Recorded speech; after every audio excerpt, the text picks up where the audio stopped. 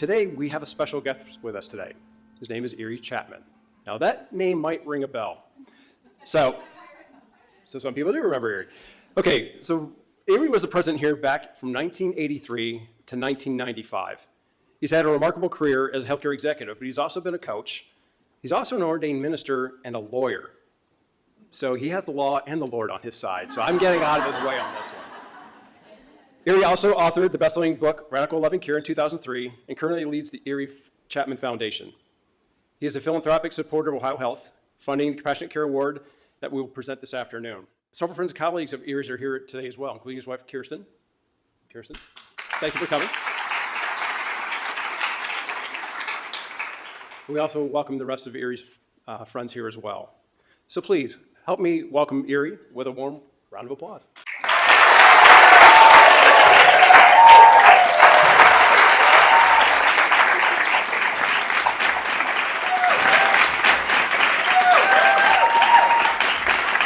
I want to tell you right away that as soon as he said Erie Chapman is here, I heard someone over here say, is he still alive?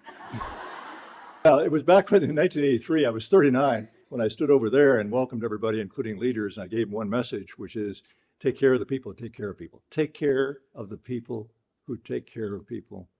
Leader's job, take care of the people who take care of people.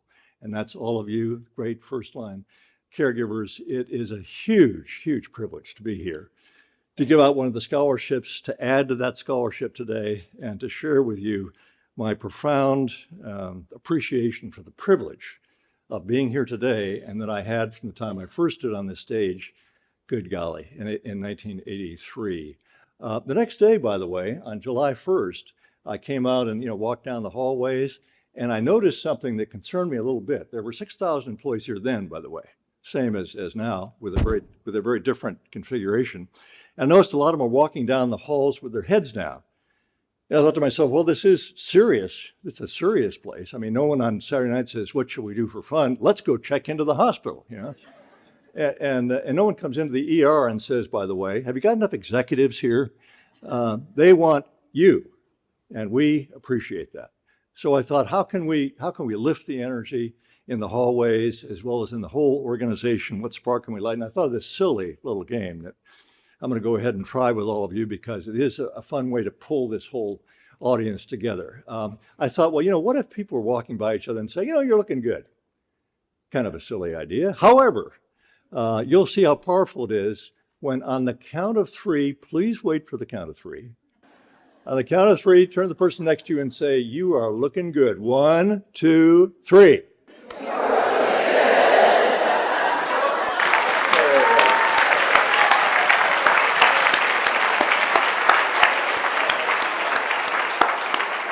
I love that game, even though a couple people over here didn't quite get into it. It's like, you're looking good.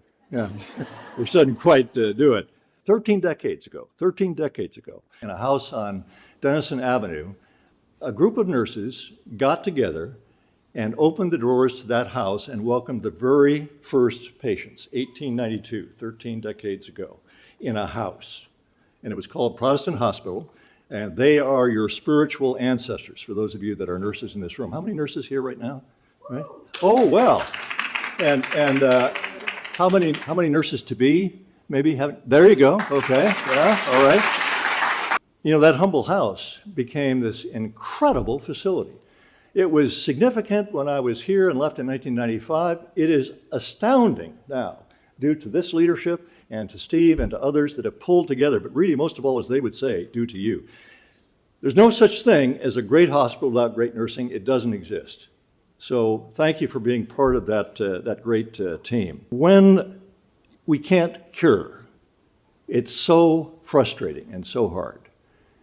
But I want to emphasize something that gets forgotten so often. We may not be able to cure all the time, but we can always heal. We may not be able to cure, but we can always heal. And we do that particularly through a word compassion that becomes real life. If you listen to a story that tells this about as well as anyone I've ever heard in, 50 years. People will say to me, well, radical loving care, what does that look like? What does it look like to be compassionate? One evening I was doing rounds at the hospital I went to from here, Baptist Hospital, and I went up to the neonatal intensive care unit, and I walked in the room, and there's 41 babies were there that night, 41 tiny, tiny patients, and I see in front of me Laura Madden, a world-class nurse like all of the group in there, and nurse Laura Madden is standing over a, of course, tiny baby, pound and a half, and I thought, well, this is probably good news because, we are able to bring these babies to full health pretty soon. So I walk up to Laura and I said, Laura, how's the baby doing? And she said, well, this baby's dying right now. And I said, well, where are the parents? And she said, it was too much for them, they left. The baby will die with me, I'm not leaving. So she stood there, and it's striking to me today as when it happened 25 years ago, because it was a terrific example of compassion. And I'm not going to say excuse me, because I think it is okay for men to cry occasionally, but it's hard. Yeah.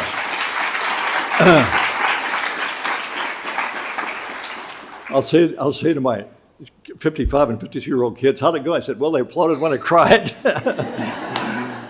Here's Laura standing there in that light. And as I went back and I looked over to her, the last hard part of this, she's putting the hood down and turning off the light.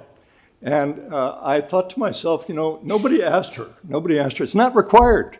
A nurse is not required to stay there till the last second. They can go away and say, all right, I got to care for other ones. This one isn't going to be cured.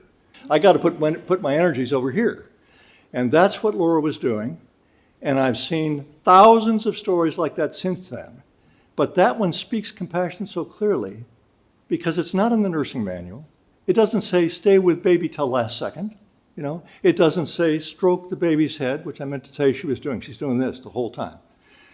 And she's doing that right up to the second. And when I turned back and looked, she's got her head down after the baby died.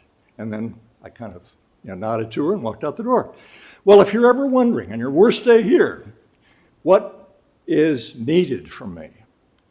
It's trying to keep that heart open when you're thinking, I am way too exhausted. And by the way, that person that was supposed to relieve, they're not here. And I love nursing, but I hate today. Right? And if you can think of this work as a calling, that energy will come back. If it's just a job, people burn out. But if it's a calling, you get tired, but it brings you back, right? So if it doesn't feel like a calling now, I hope you will explore that idea in your own heart so that it can be what your patients and your fellow workers and your leaders are hoping it will be, a calling, so that even on your worst day, you're hanging in there. It's so difficult, it's so hard, and we leaders do not appreciate how difficult that can be. When I would round, I had a question I asked nurses, and it wasn't, have you got your charts done? I would ask them, in the middle of all this struggle, how do you give loving care? How do you give loving care? And they would give me some of the finest answers, just off the top of their heads. Some would say, I don't know, I just do it. Because I asked them that question, they knew that was a priority. I want to say that my experience with Rob thus far says he is right in line with that whole approach, and I love the fact that he's running this hospital right now. And yeah.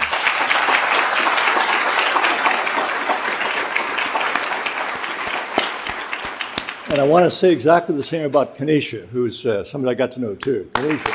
Yeah, all right. Okay, that's it. My last thing I wanted to share with you is simply that I'm not going to see you again, but I can see you now, and you are looking good.